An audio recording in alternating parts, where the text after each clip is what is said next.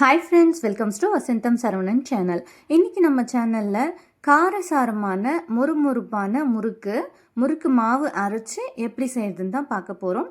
வாங்க இப்போ வீடியோக்குள்ளே போகலாம். வீடியோக்குள்ளே போகிறதுக்கு முன்னாடி நம்ம வசந்தம் சரவணன் சேனலை சப்ஸ்கிரைப் பண்ணாதவங்க சப்ஸ்கிரைப் பண்ணிக்கோங்க. கூடவே இருக்க பெல் ஐக்கானையும் கிளிக் பண்ணிக்கோங்க. இப்போ இந்த காரசாரமான முறுக்கு எப்படி செய்யுதுன்னு பார்க்கலாம். நார்மலாக நம்ம காரம் இல்லாத முறுக்கு தான் சாப்பிட்ருப்போம். கடைகள்லையும் மேக்ஸிமம் அந்த மாதிரி முறுக்கு தான் கிடைக்கும். பட் ஆனால் இன்றைக்கி நம்ம காரம் சேர்த்து எப்படி செய்யுதுன்னு தான் பார்க்க போகிறோம். என்னோடய ஃப்ரெண்டு ஒருத்தவங்க எனக்கு முறுக்கு ஆர்டர் கொடுத்துருந்தாங்க. அவங்க கொஞ்சம் ஸ்பைசியான முறுக்கு வேணும்னு கேட்டிருந்தாங்க. ஸோ அதுதான் இன்றைக்கி நம்ம முறுக்கு மாவு வீட்லேயே ரெடி பண்ணி எப்படி இந்த காரசாரமான முறுக்கு செய்யுதுன்னு பார்க்க போகிறோம். நான் ஆல்ரெடி முறுக்கு மாவு அரைச்சி எடுத்துகிட்டு வந்திருக்கேன். 1 கிலோ அளவுக்கு பச்சரிசிக்கு அதுக்கு 200 கிராம் அளவுக்கு வறுத்த உளுந்து நல்லா கொஞ்சம் நம்ம கோல்டன் ப்ரௌனுக்கு நல்லா வறுத்து எடுத்துக்கணும். வறுத்த உளுந்தை நம்ம நார்மலான பச்சரிசியில் சேர்த்துக்கணும். இந்த பச்சரிசியை நல்லா காய வச்சு அதுக்கப்புறமா நம்ம மில்லில் அரைக்க கொடுக்கணும். கடைகள்லேருந்து வாங்கிட்டு வந்ததும் அப்படியே நம்ம உளுந்தை வறுத்து சேர்த்து அப்படியே நம்ம அரைச்சிடக்கூடாது. நல்லா வீட்டுக்கு வாங்கிட்டு நல்லா ஒரு 2-3 நாளைக்கு காய வச்சுக்கணும். இல்லாட்டி நல்ல வெயில் இருந்தால் ஒரு நாளுக்கான வெயிலே போதுமானதாக இருக்கும். நல்லா காய வச்ச பிறகு நம்ம உளுந்த வறுத்து சேர்த்து மில்லில் கொடுத்து அரைச்சி எடுத்துக்கலாம். இப்போ அடுத்ததாக ஸ்டவ் ஆன் பண்ணிவிட்டு ஒரு வானலியை ஹீட் பண்ணி வச்சுருக்கேன். இப்போ நம்ம முறுக்கு செய்கிறதுக்கு தேவையான அளவுக்கு எண்ணெயை நம்ம இது கூட சேர்த்துடலாம். இப்போ எண்ணெய் அப்படி சூடாகிட்டு இருக்கட்டும். அதுக்குள்ளே நம்ம முறுக்கு மாவை ரெடி பண்ணி வச்சுக்கலாம். நான் இன்றைக்கி இந்த முறுக்கு செய்கிறதுக்காக ரீஃபைண்ட் ஆயில் தான் சேர்த்துருக்கேன், சன்ஃப்ளவர் ஆயிலை. நம்ம நல்லெண்ணெயை தவிர வேறு எந்த எண்ணெய் வேணாலும் நம்ம பயன்படுத்திக்கலாம் இந்த முறுக்கு பொரிச்சு எடுக்கிறதுக்காக. நாம் இன்றைக்கி 1 கிலோ அளவுக்கு காரமான முறுக்கு செய்ய போகிறோம். அதுக்கு 800 கிராம் அளவுக்கு மாவு போதுமானதாக இருக்கும்.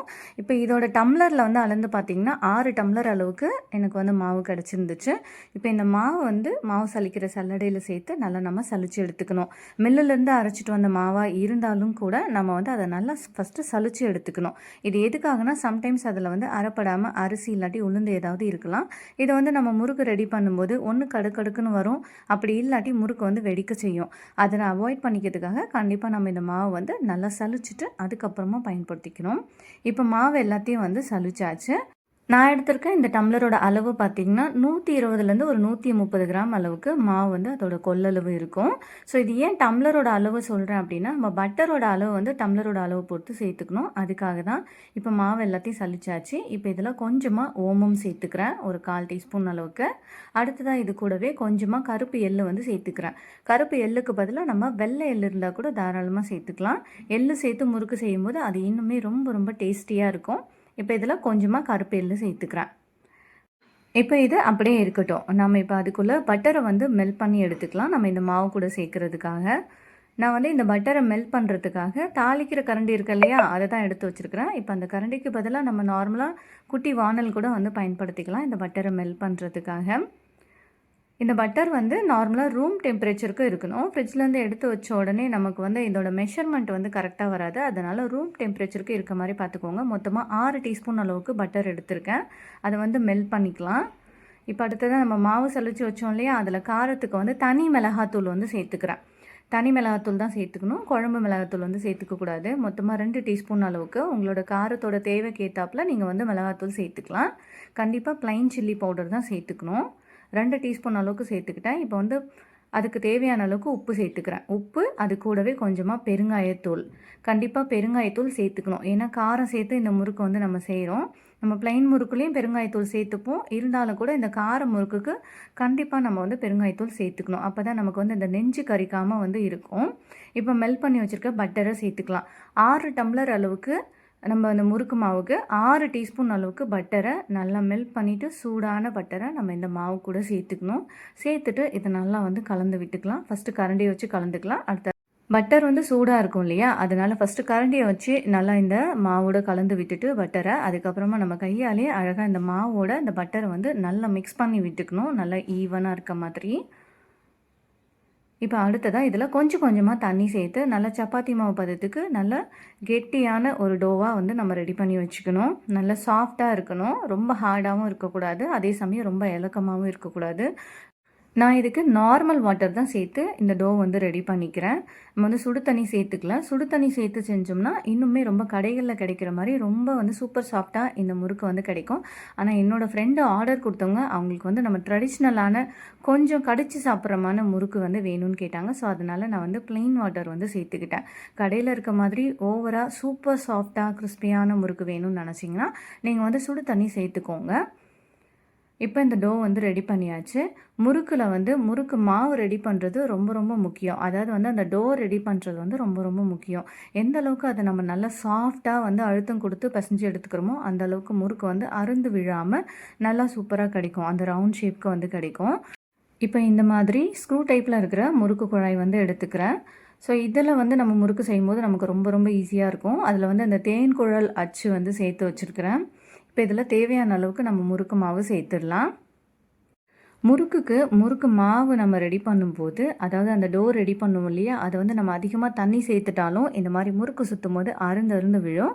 அப்படி இல்லாட்டி அந்த டோ வந்து நல்லா சாஃப்டாக நம்ம அழுத்தம் கொடுத்து நல்லா வந்து ரெடி பண்ணணும். தண்ணி அதிகமாக ஆகிட்டாலும் முறுக்கு வந்து அருந்து விழும்.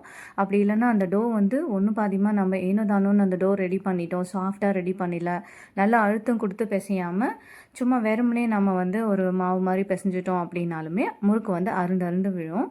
ஸோ அதனால் நல்லா வந்து ப்ரெஸ் பண்ணி அழுத்தம் கொடுத்து இந்த டோ வந்து நல்லா சாஃப்டாக ரெடி பண்ணி வச்சுக்கணும். இலக்கமாகவும் இருக்கக்கூடாது, ரொம்ப கெட்டியாகவும் இருக்கக்கூடாது. ரொம்ப கெட்டியாக இருந்ததுன்னா நமக்கு முறுக்கு பிழியறதுக்கு கஷ்டமாக இருக்கும். அதே சமயம் கொஞ்சம் முறுக்கு பார்த்திங்கன்னா ஹார்டாக இருக்க மாதிரியும் இருக்கும். இப்போ இந்த மாதிரி ஒரு ஜல்லி கரண்டியை எடுத்து வச்சுருக்கேன். இப்போ இந்த ஜல்லி கரண்டியில் நம்ம இந்த முறுக்கை வந்து ரவுண்ட் ஷேப்க்கு இந்த மாதிரி புழிஞ்சு எடுத்துக்கலாம்.